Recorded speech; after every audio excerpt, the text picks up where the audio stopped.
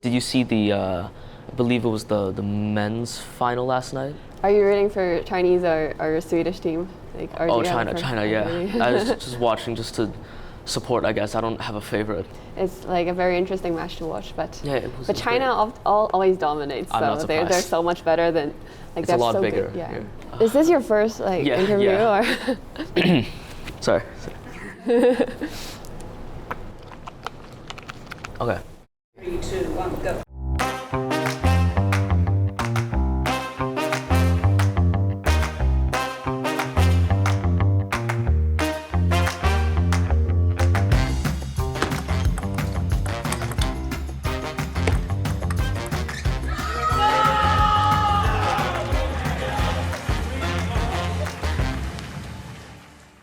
Your father, Soo Wai, is a former table tennis player and currently a table tennis coach.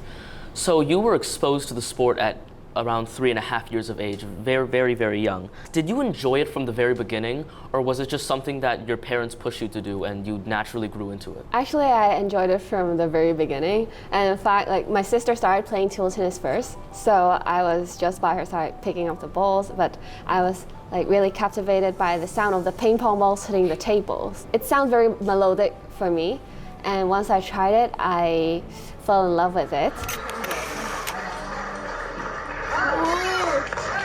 So when did you start to develop that sort of competitive nature? I think it's when I was in primary school, because like that's when you start to get to compete in some competitions, and also when my dad once asked me what I wanted to be when I grew up, and I told him that I wanted to become a table tennis world champion. Oh. Yeah, and at that time I don't have any idea of like how the journey is gonna be like, but my dad, he encouraged me to work very hard for what I love. In my mindset, I must think like I must win, but after I lose, I can tell myself that it's okay to lose. I just have to work harder. So I kind of have this mindset, and that is how I become more and more competitive in table tennis. I'm around secondary 3, which is supposedly the age that you dropped out. So why did you decide to drop out? And was that because of a specific moment, or was it just a really obvious natural progression of your path? I'd say that actually I have struggled for a long time, like whether to make this decision, because back when I was in Form 2, I already received some invitations like asking whether I wanted to become a professional athlete. I think the most critical point is that one time when I was discussing this issue with the headmistress, Mrs. Lau of DGS, and she told me that there are 2 pots of soup. One of the soup is like studies, one pot is sports. If you want to do both, then both will be just average. So you have to finish one and close the lid and start cooking the other one. So what she was trying to imply is that if I really want to excel at what I do, I can't do both at the same time. And I have to choose one and put all my effort in it first.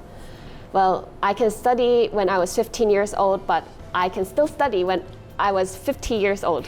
So if I have this talent, this passion, and this opportunity, well, I feel like I really have to go for this sports career and start cooking this pot of sports soup. Well, do you think that priority will ever change as you get older? Definitely, because so for example, like although I am a professional athlete now, I have this injury with me that really forbids me from training at a professional level. So right now I have to adjust my priorities. I cannot put like 100% of effort in table tennis. Rather, I would shift some of my focus back into studies as I got back into university. So I would say that my priorities are constantly shifting based on like what stage of life I am in. So speaking of that injury, because of that, unfortunately, you couldn't participate in this year's Olympics. Can you share with us both the physical and the mental aspect of recovering from that injury? So my injury is actually a psychoneurological injury, which it's called focal dystonia. Half a year before the Olympics, one day as I was training, I suddenly feel this rigidity in my arm. and I thought it was fatigue. So I tried to, despite having like wrong movements, I still try to push myself to exercise some perfect movements. But day after day, the condition worsened, and one day I realized that I could no longer control my arm. So when my arm was supposed to open up in this way, my wrist would bend at a very awkward angle, and my tricep would contract involuntarily, and my arm would extend. So I couldn't hit the ball precisely, and it's starting to get very obvious. I had to see a neurologist, and I was diagnosed with vocal dystonia. And it was actually very difficult for me before the Olympics because I thought I really have to quit. I feel like I'm not qualified to uphold this huge responsibility of representing Hong Kong and representing my team to compete in the Olympics.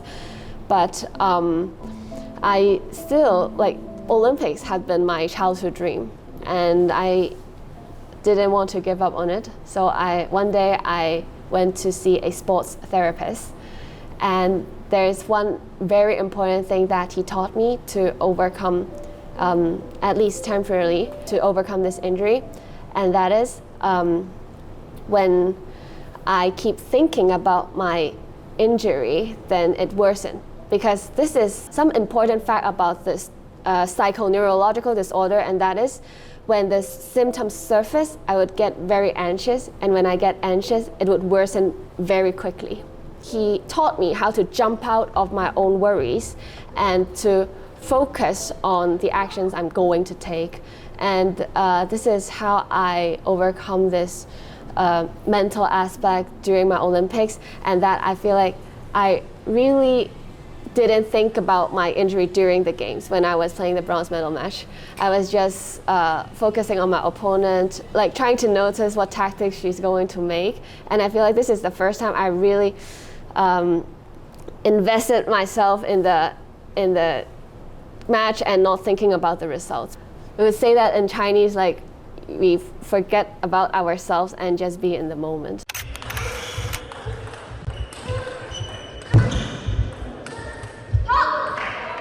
So, what do you think about the current development of table tennis in all of Hong Kong? Does it really meet your expectations? And if not, do you have any suggestions on how to improve it? Now, the sports development in Hong Kong is getting better and better, and more people are willing to, invest in sports, and a lot of parents are often encouraging their kids to work hard in sports and to, of course, apart from winning, to enjoy it. But I think sports is much more than about winning. It would be even better if people could acknowledge the real benefits that sports can bring to a person, not only in a way that they can get sports scholarship or get into a good school or getting a trophy, but having some internal growth and become a better person. Yeah. Hong Kong's athletes have absolutely shown at the Olympics. They've won 2 gold and 2 bronze so far. There's a term that's thrown around a lot. How do you define what people call the Olympic spirit? Olympic spirit is, to me, it is passion and persistence. As an Olympic medalist, I honestly feel like I'm the lucky one. There are certainly so many more players that are better than me. There are so many athletes that have a very high skill level and very tough mentality, but sometimes, winning a medal also depends on some luck. To become a professional athlete, we need to have this heart of, being passionate about our own sports. And also, there are so many setbacks that you could never imagine, because many athletes, they have suffered from injuries that has to undergo a lot of surgeries, and they have to stand back up and compete again. And in sports, it's very common to feel like a failure. But every athlete, they still come back and try to improve themselves and fight harder to achieve what they want. And I think this is the real meaning of Olympic sportsmanship. It's more about the match that I'm playing. I often say that I don't play for only the medal, I play for my dignity. So if I lose in the Olympics and I lose in some local tournaments, the feeling, it's the same. Yeah, the disappointment or the frustration is the same. So far you've devoted most of your life to table tennis. You mentioned about goals and dreams. What are some short-term goals for the near future, and what is a very large dream for maybe your table tennis career or even studying at university? Because of this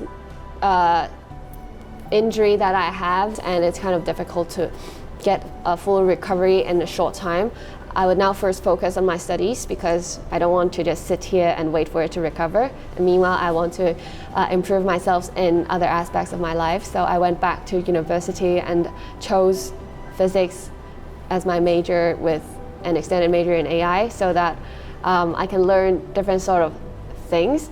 And my short-term goal would be just exploring the world, because as an athlete, sometimes we are in this small bubble and we just focus on table tennis every day. We train and we do the same thing over and over again. And when I get back into university, I realize there's this whole new world out there waiting for me to explore.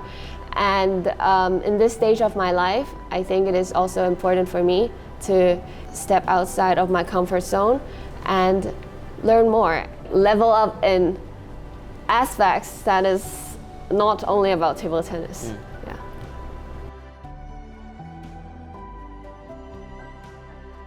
She was really nice and she was really easy to talk to, and especially a couple answers she said, they're very interesting and insightful, and I think I could learn from her and apply it to my daily life. I think Olympic spirit at the end of the day is the undeniable determination to try and fight for your country, for your glory, and for, as she said, your own dignity, to try to prove to people that you are the best at what you do. And ultimately, it doesn't matter who you beat, it matters that you can represent your country and yourself and be proud of your achievements at such a high level.